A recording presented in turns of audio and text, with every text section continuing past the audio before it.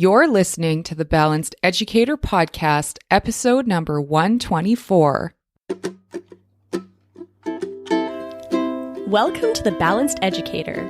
We're your hosts, Kaylee and Josiane from EduCalm. Our intention is to equip and empower you to feel more calm, balanced, and joyful in all aspects of your life.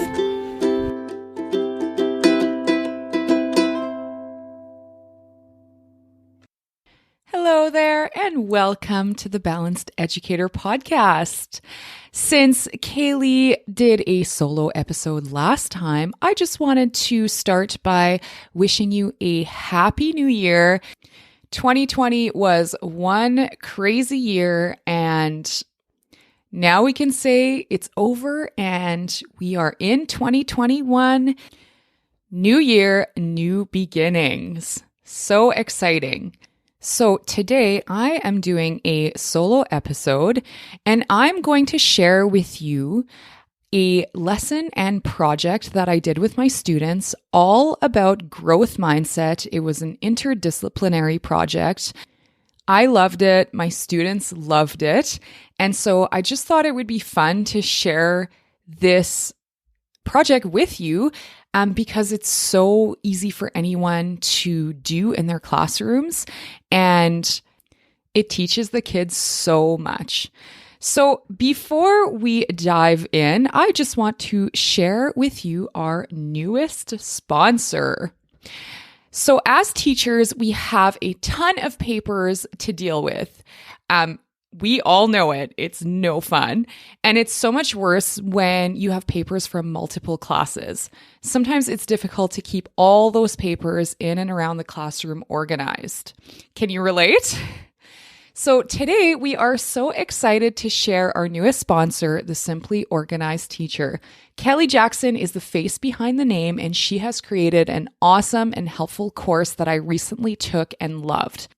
If you remember Kelly, we had her on the show to talk all things organization in episode 70, so make sure you go back to that to check it out.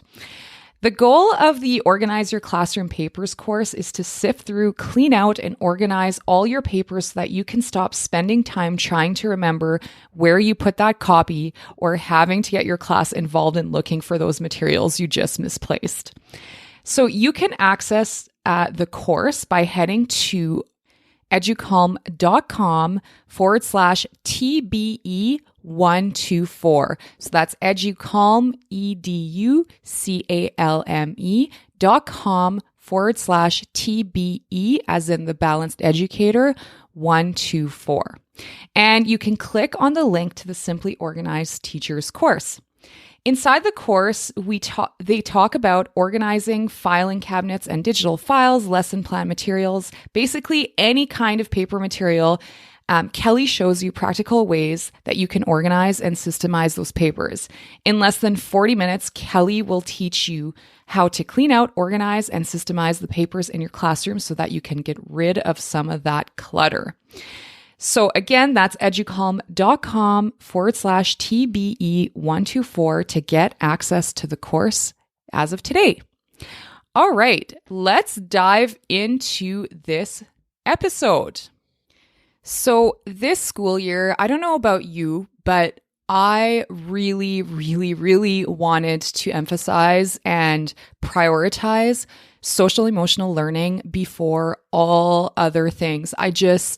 With everything that's been going on and the statistics for mental health show it, kids need it. They need that time for social emotional. And not only that, but even my school division and school told us, to really spend all the time we need to on social emotional. So my goal this year, and it's kind of a weird year for me too, because I'm teaching grade 6 this year. Originally, I was supposed to teach 5-6 this year, but my job description changed before school started because we needed to create classroom spaces where all the kids could be 2 meters apart.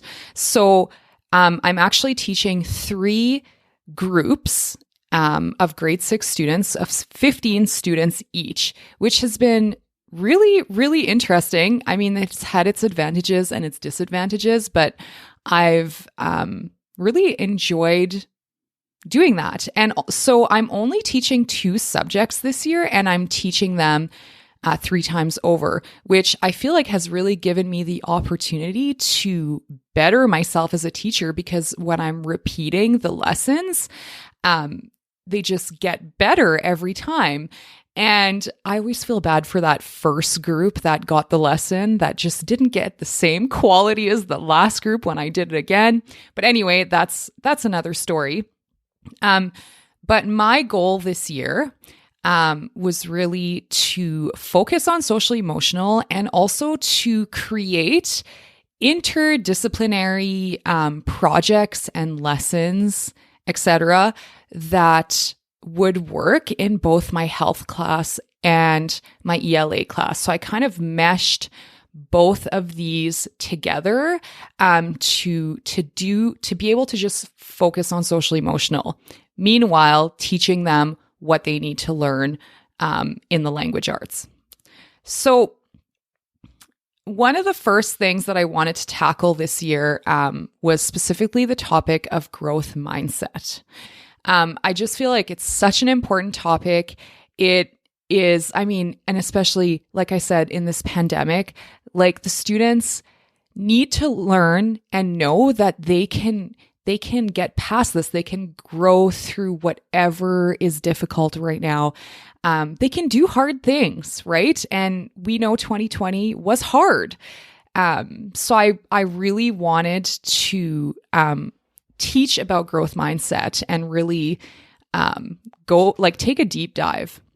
So I actually did some lessons and projects that were interdisciplinary health and ELA on growth mindset that lasted throughout the entire term of September to December. Of course, that's not the only thing I did, but I weaved it in here and there throughout the entire term. So the first thing I did, and I had some visuals to help me through this conversation, but was just to talk about the brain. We talked about the different parts of the brain. We talked about how the brain works, how the different parts of the brain work. And also we had a discussion about what the brain does. Like, what does it do for us? Like, for example, it helps us to focus.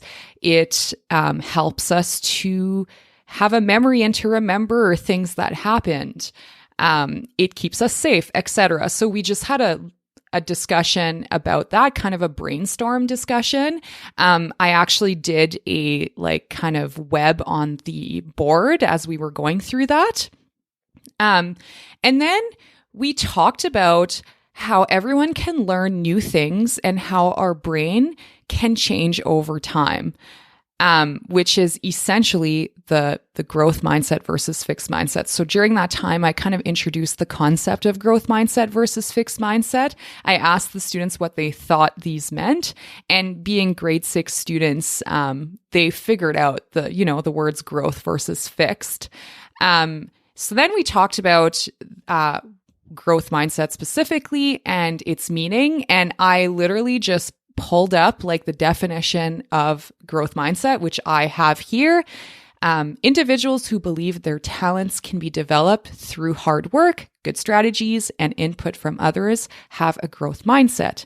They tend to achieve more than those with a more fixed mindset, those who believe their talents are innate gifts.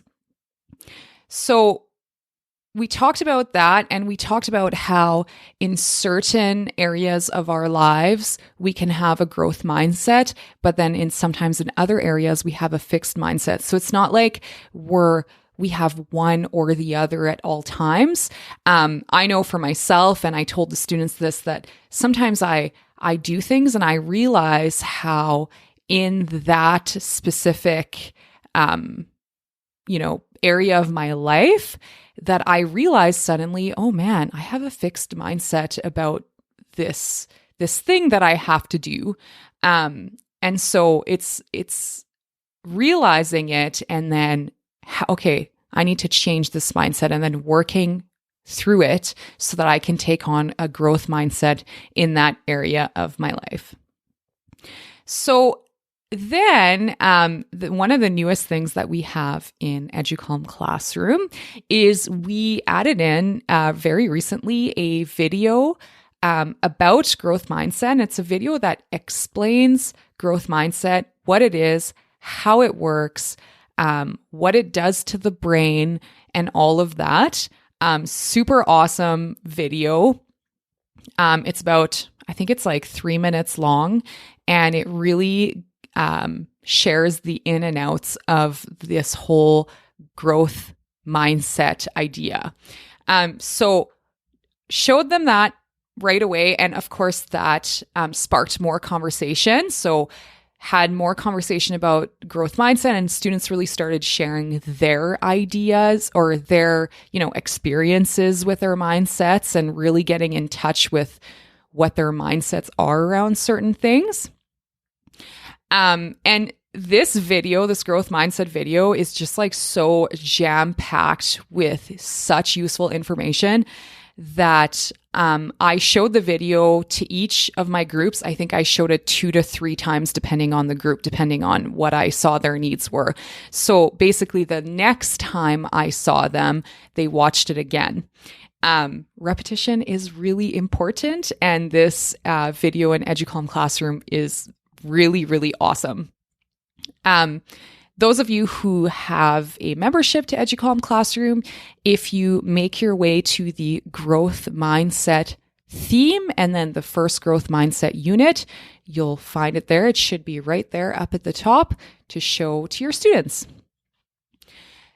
So that was pretty much the first lesson.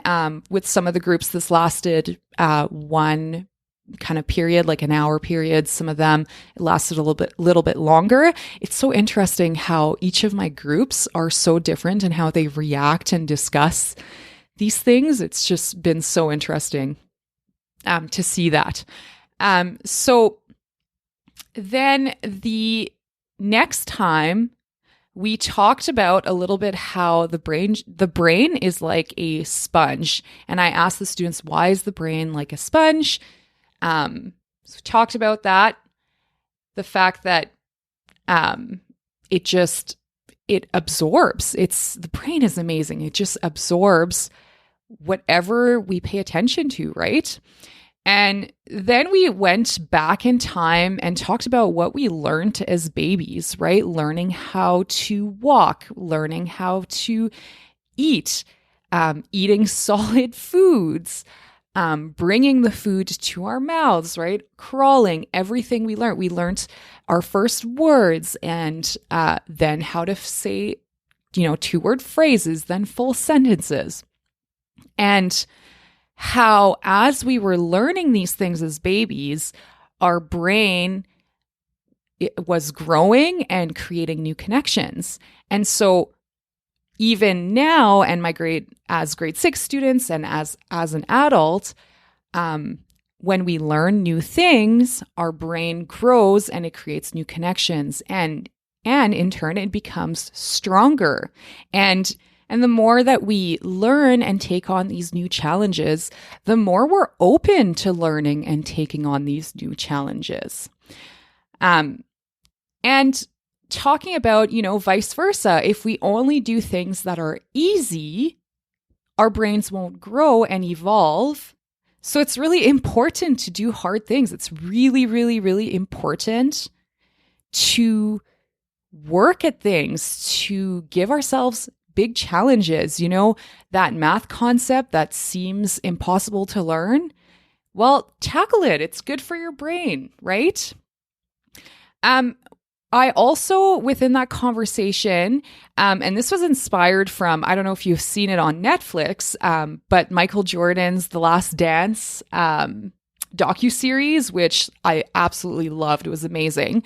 But I was kind of inspired to share with the students a little bit about Michael Jordan. Obviously, I didn't share The Last Dance, but I found some videos on YouTube that really showed how Michael Jordan became the most known and best basketball player in the entire world because of that growth mindset that he had, right?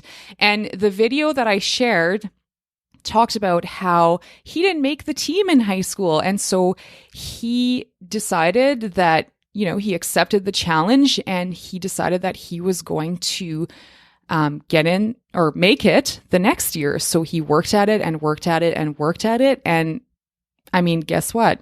He became the world's most known basketball player. So of course, that story also sparked other stories of like kids who knew, their heroes who became what they became because of the hard work that they put in. So that was a nice long discussion. And after that, I presented the kids with some scenarios that I just, at first we just did orally, and then I also gave them a worksheet to work through that I just created quickly in a Word document.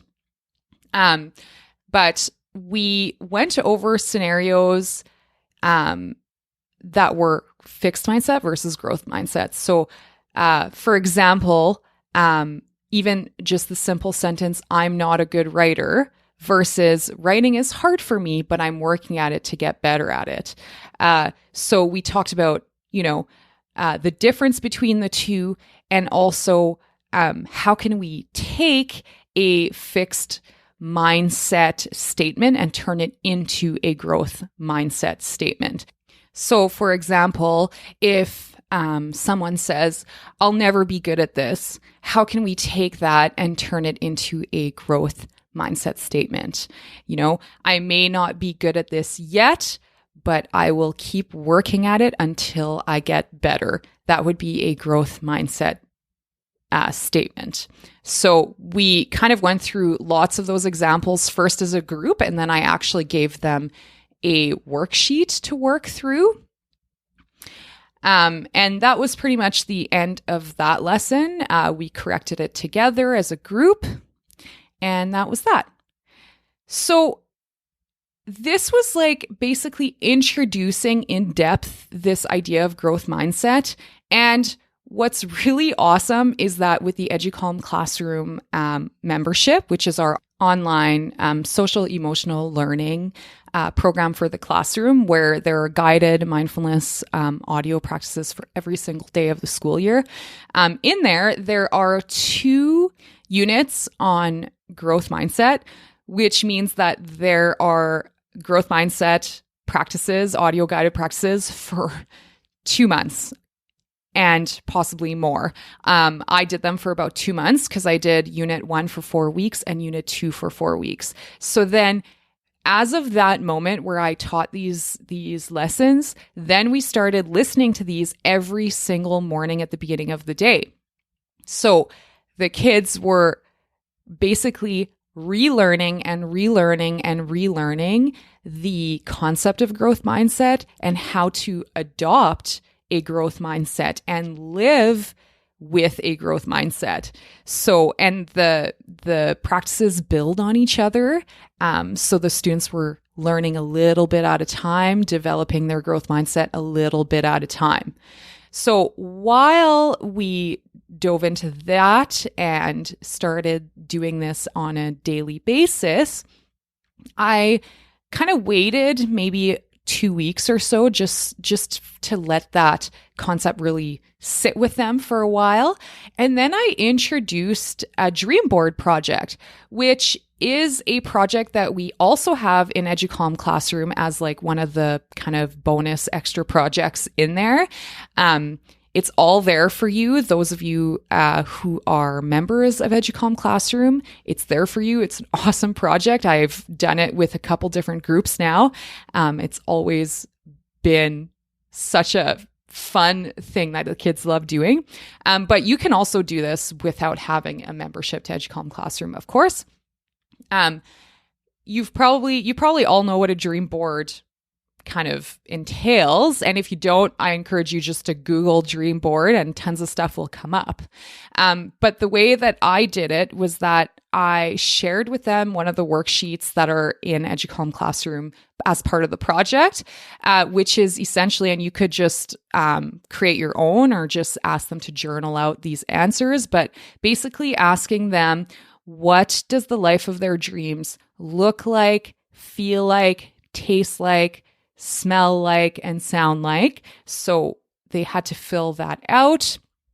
And then I asked them to write a list of goals that they want to accomplish. So any goals at all, it could be school related, hobby related, sports related, like anything that they could think of. And it could be kind of immediate goals, like, bringing back this, I want to learn this one math concept that I'm struggling to understand. Or it could be like long-term goals, like, I don't know, I want to become a doctor or whatever.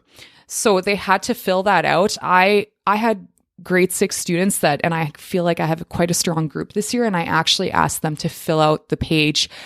So that was like coming up with 20-ish goals, big and small. So that was kind of the introduction into the dream board. And then we took one class for them to put their dream boards together. So I asked the students to find old magazines, maybe some old images from old books, artwork, like whatever they could find. They had pens, they had markers, they had, whatever they wanted, craft materials, construction paper, textured paper, or whatever. And they basically put together a board that showed all of their dreams that they want and goals and dreams that they want to achieve. So they searched for and they cut out the images and words that embody their goals or speak to them. And then they clipped out everything, including colors, words, interesting images. Some of them put quotes in there. I really just let them go to town with this. I told them to create something that's really beautiful, that every time they look at it, it will remind them of their goals and dreams, and it'll make them smile and make them feel happy inside. I was so amazed by what the kids put together. Like, they are so creative and imaginative, and I was blown away by this portion of the project. Now, once they had their dream board made, they had, these ideas of their future, what they want to chase in life to, be happy and keep growing and have big goals. This was the fun part to me. So really incorporating ELA, we did a little writing activity here that ended up taking like quite a bit of time, where the kids wrote a journal entry about a day in the life of their dreams. So they wrote basically from morning to night, one day in the life of their dreams at a future date. So they had to pick any date into the future, and it could be a date 2 years from now, or it could be a date like 30 years from now. And so they had to write about that day from morning to night as if it like had just happened. So it was like a journal entry that they wrote. Okay.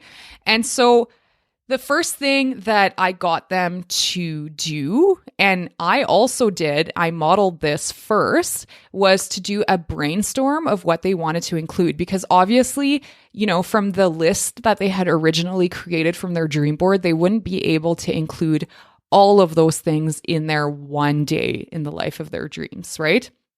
So I made a list on the board for myself of what I wanted to include. I actually modeled this whole process, which I am a big fan of the I do, we do, you do gradual release strategy. Huge fan of it. I find it works so well. And so I did that with this.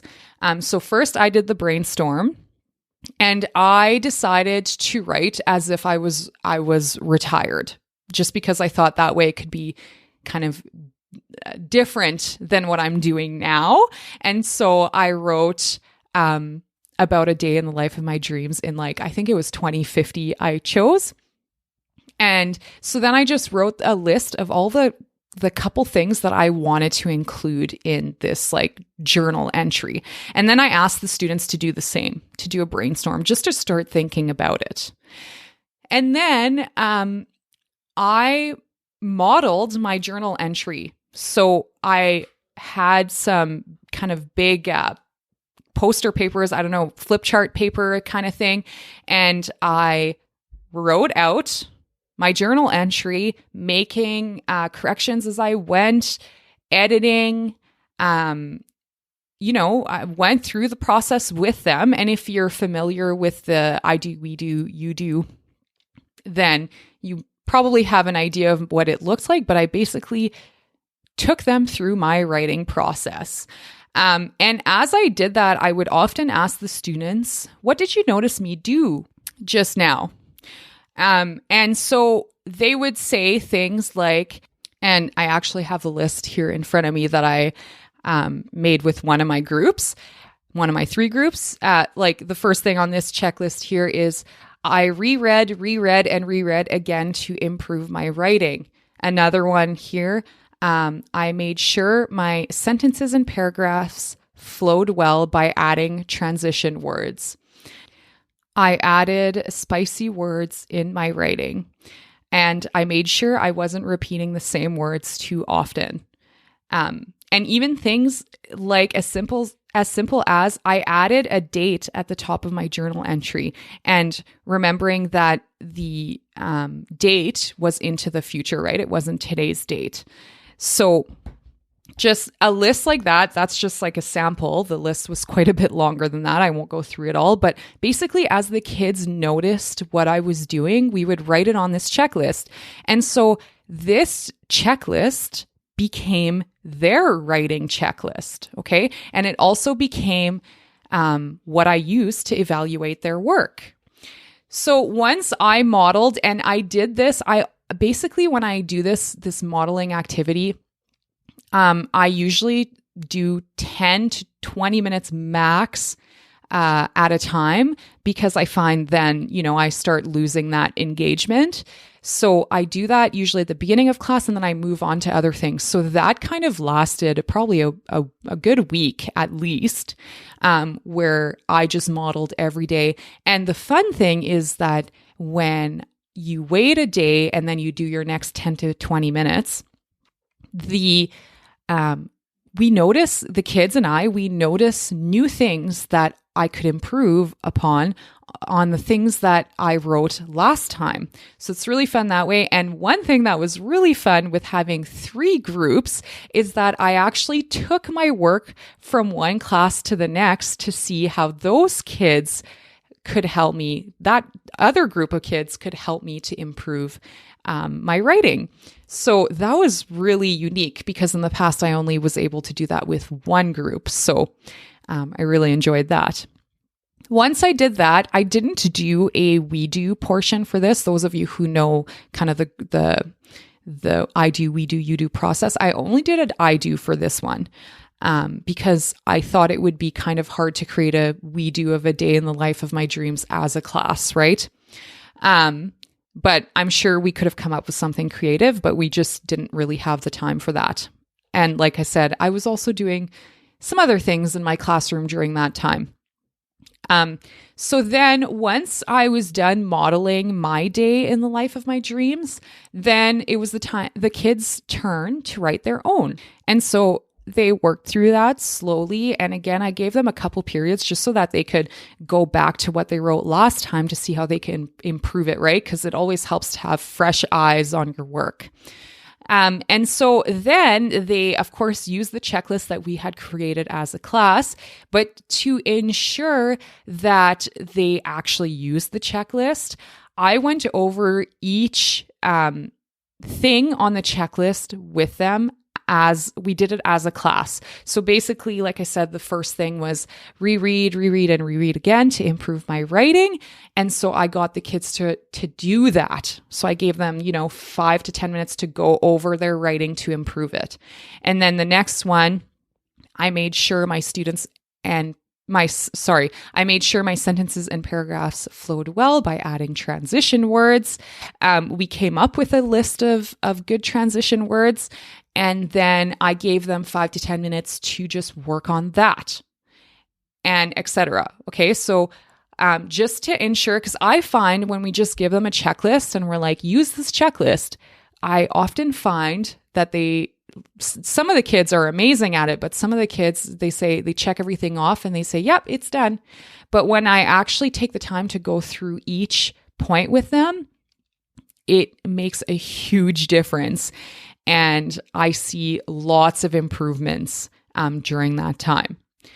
So that was that part. And then I took the time with each kid to conference with them to do the corrections. I find that doing the corrections, when it's not with them, I feel like they don't really learn new things. But if I take the time to correct with them, it's really a good learning opportunity with them. And it's also a great opportunity to build a relationship with them, to have some one-on-one time. So I made sure to make time to be able to conference with each of them, which of course is a huge undertaking, but to me, it is so worth it. And so then the last thing, once I had the chance to correct with each of them, then they did their final copy, and they actually asked me if they could do their final copy on the computer. And I said, sure, that sounds good. But I also took the opportunity to teach them about Word and about formatting. So I basically did the same thing where I modeled my work, like what I had written out, my day in the life of my dreams. I modeled it to them on Word to show them formatting, because I often find that kids don't yet know in the middle years how to do that stuff. So another kind of interdisciplinary thing here where I took the time to work on the tech side of things with them. And I also took that time to teach them how to hand things in properly. And we kind of played a little bit with that. And that gave me the opportunity to get students ready in case we ever go to remote learning again.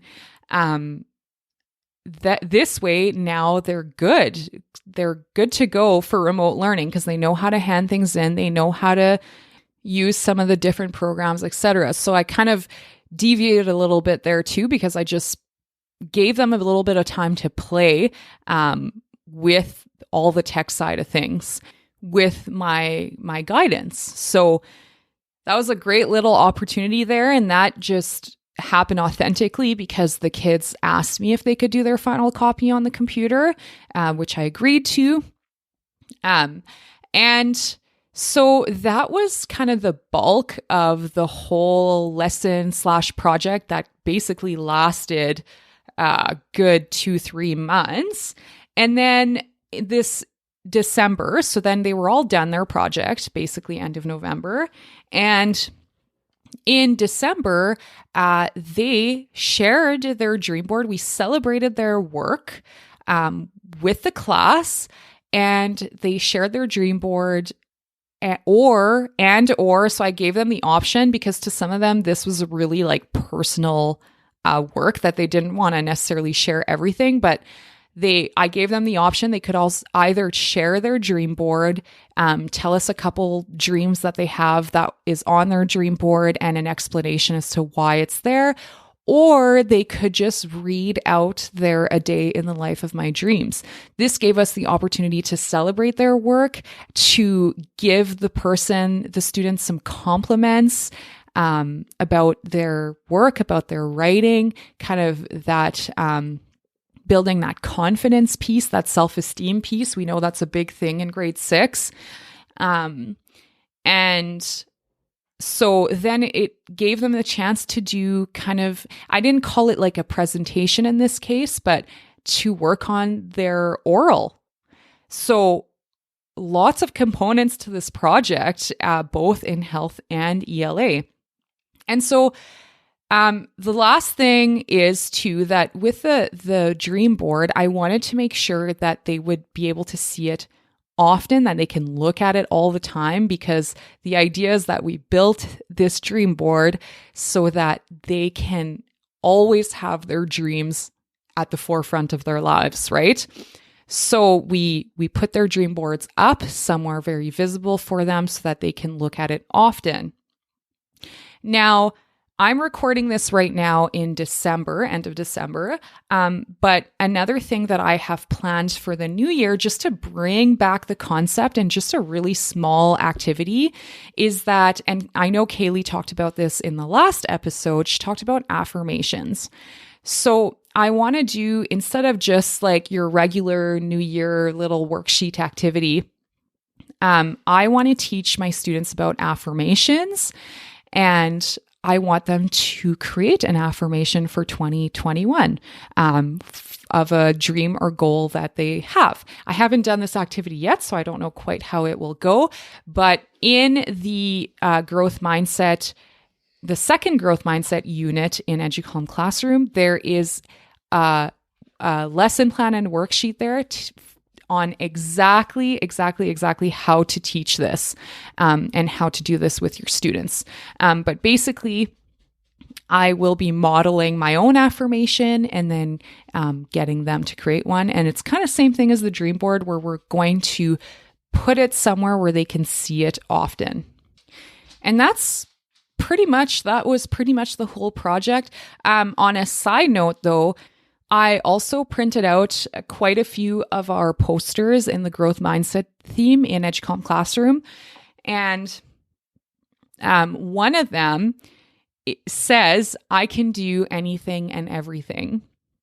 And this is a poster I put up in the classroom, and I use it constantly because when I hear students say like, "Oh, I can't do this," or "This is too hard," I just point at the poster and it reminds them, okay, yes, got to make that switch to growth mindset. So something as simple as a poster that says, "I can do anything and everything," is so useful in the classroom. So now every time I catch them in that I can't kind of fixed mindset space, I can just remind them subtly with the poster.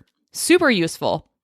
So I hope you enjoyed this super practical and applicable kind of projects, a little bit different from what we normally do. But I just felt like this project went so well, and it's not the first time I do it. I've done it with different groups of different ages, and of course, it looked a little different with different groups, but either way, it's always been such a loved project by the students, and I feel like they got so much value from it and they learned so much, and I saw their writing improve throughout the process and their mindsets change, and it's just been so wonderful. So I just really wanted to share with you kind of the ins and outs of this project, and I hope you enjoyed it. I hope that it wasn't too rambly for you and that it was useful for you. I would love to know if you found it useful. Let me know. You can connect with us on Instagram at EduCalm. That's EduCalme. And your exit ticket for today is to try out a portion of this project or all of it or whatever. But dive into growth mindset with your students if you haven't done so already. And of course, let us know how it went. And you can, again, do that by connecting with us on Instagram at EduCalme. That's EduCalme. Now, if you enjoyed this episode, make sure to share it with a friend or a colleague that would also get value from it.